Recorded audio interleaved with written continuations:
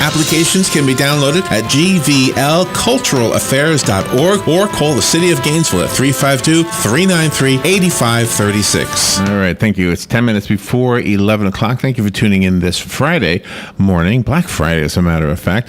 We're not only in the holiday season, but we're also at the enrollment period for Obamacare and or the affordable health care. I'm not really sure what we call it if we don't call it Obamacare. I'm so used to calling it Obamacare. And I was speaking to somebody the other day who did not sign up for it and does not have health care insurance. And the way I understand it is that person will have to pay a penalty at income tax time, I think, if I understand that right. Is that the way you see it? Yep. And if you don't sign up this time, then in 2016, it's even a bigger penalty. Yeah. So, there's so many questions we have about this. So we have somebody on the phone who can help us out. Louise Norris is a health insurance and health reform writer. She's a contributor to and an editor for healthinsurance.org and the co-founder of Insurance Shoppers. And she has a book. It's called The Insider's Guide to Obamacare. And let's find out the answers to some of our questions. By the way, I invite you to call in. We only have a 10-minute interview with Louise, but if you call in, I'll try really hard to squeeze in a question or two. Good morning, Louise. Thank you for being on the air with us today. Good morning, Larry and Robin. Thank you for having me. Where are you? Where are you calling from? Calling from Colorado. All right. Well, thank you for getting up early, and I'm guessing it's colder there than here. It's actually a pretty nice day today. Not bad. See, Colorado seems like one of I always picture it being snowy, but not really, huh? Yeah. You get 300 days of sunshine a year here. Did I say anything that was incorrect in the intro? No, the other word for Obamacare is just the Affordable Care Act. They're one and the same thing.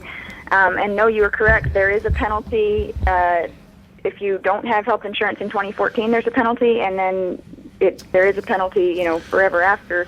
And it does get bigger in 2015 and then bigger again in 2016. Do you know what I didn't know? And correct me if I misunderstood this, but I didn't know that if you did not want subsidies and you just wanted to pay for your health insurance, you still had to wait for the enrollment period.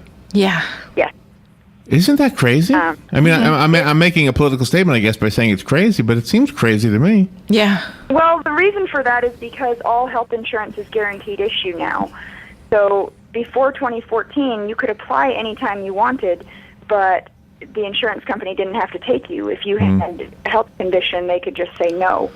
Where now they can't say no anymore. Anyone who applies, regardless of what their medical history looks like, they have to get a policy. They have to be accepted.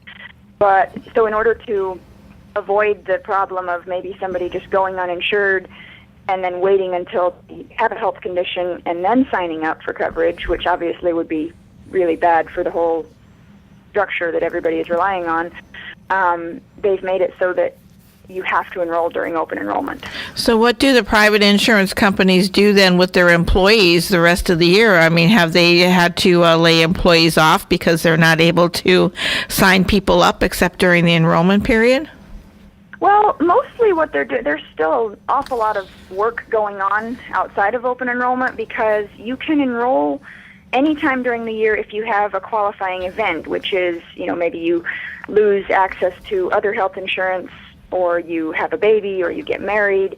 There's a whole range of things that are qualifying events, and in that case you can sign up when that happens. And also you've just got people, processing all sorts of claims and issues and stuff with their plans. So the carriers are still busy and the exchanges are still busy throughout the year. But mostly what we've seen is they're relying on, temporary staffing to really ramp things up at the call centers and application processing during open enrollment. Louise, we had a call earlier off the air, and I promised that I would ask this question, and here's what I wrote down in my notes.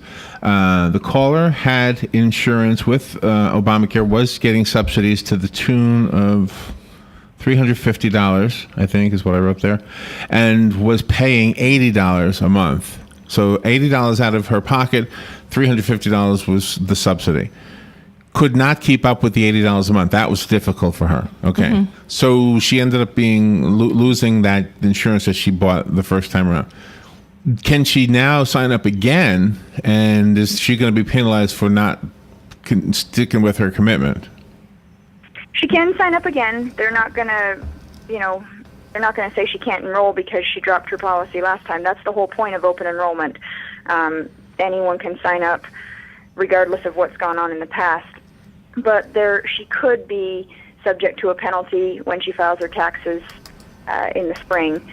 And it's just, there are a lot of factors involved. There are exemptions that people can get either from the exchange or directly through the IRS, and there's a variety of those. If you go on healthinsurance.org, there's a penalty calculator on there, and it includes a list of all the different exemptions. Oh, really? Okay. Why is there a penalty given when people can't afford to buy the insurance in the first place? How can they afford the penalty? Well, they make the penalty, the way they've structured the penalty and the subsidies is, the subsidies are based off of what they consider affordable, a percentage of a person's income that would be affordable for them to pay. And so you can, if you request a hardship exemption, it may be that she was going through a really tough time and, would qualify for what's called a financial hardship exemption. If there are extenuating circumstances that made it just impossible for her to pay her premiums, she could definitely go about trying to get a hardship exemption because they have. I don't know if you would know this because this is, I think, exclusively a Florida thing, but are all of the Obamacare policies in Florida through Blue Cross Blue Shield? Oh, no, there's, I think there are 11 different carriers on the exchange in Florida. Okay. So what is it? In most states, there's a dominant carrier for sure, but no, there are lots of carriers. And what are the dates again? It started, earlier in November? So it started November 15th. Okay. And if you want your coverage to be effective January 1st, you have to finish your enrollment by December 15th. Oh, okay. But you actually have all the way until February 15th to enroll. If you enroll after December 15th, your new coverage isn't going to be effective until February or March. But it is a whole 3-month-long window that you can apply. Okay. So if you apply right now, you're not going to be covered until January 1st. If you get in before December 15th, it's not automatic? Nope, it's January 1st. Oh, gosh. The open enrollment begins, it's for coverage starting the first of the following year. Mm-hmm. And is that only if you're subsidized, or could somebody go to insurance and buy health insurance right now, just say, I don't qualify for subsidies, I just want to pay for it? Would theirs also not kick in until January 1st? Right. Oh, okay. Oh, my gosh. Wow, gosh. The book that we talked about, The Insider's Guide to Obamacare, is that something we buy at the bookstore, or do we get that online? No, you can download that for free. If you just go to healthinsurance.org, right there on the homepage, you just put in your email address and it will send it to you. That's good. It covers, basically, it's 38 pages long. It'll cover pretty much every question you have about opening. Goodness! I'm gonna use that for a segment one day. I'm going to download it, and then kind of be. I'm not the know-it-all, but I'll have my resource anyway. How were you able to manage wading through all of those thousands and thousands of pages of documentation to consolidate it all into 38 pages? Well, I've been doing this for a long time, and so it's. Some of the things sort of stand out as really stuff people really need to know, and that's what we included in the book. But it's, there are a lot of pages of documentation out there, but as far as the stuff that really pertains to your real life and what you need to know, that's what we've wrapped up into the book. Are the subsidies less or more or the same as they were the first time around? Would the lady who paid $80 now be paying $180 or anything different than $80? Well, the amount that you're going to pay after the subsidy is going to be roughly the same if you still select what's called the benchmark plan, which is the second lowest cost silver plan in your area. So those are going to be, that's the whole point of how the subsidies work, is they keep that percentage that you pay at a level percentage of your income. But the subsidies can go up or down in an area depending on what's going on with the before subsidy rates on the health insurance plans in your area. And it sounds like the website is not having the problems it had the first time around. I heard that on the news.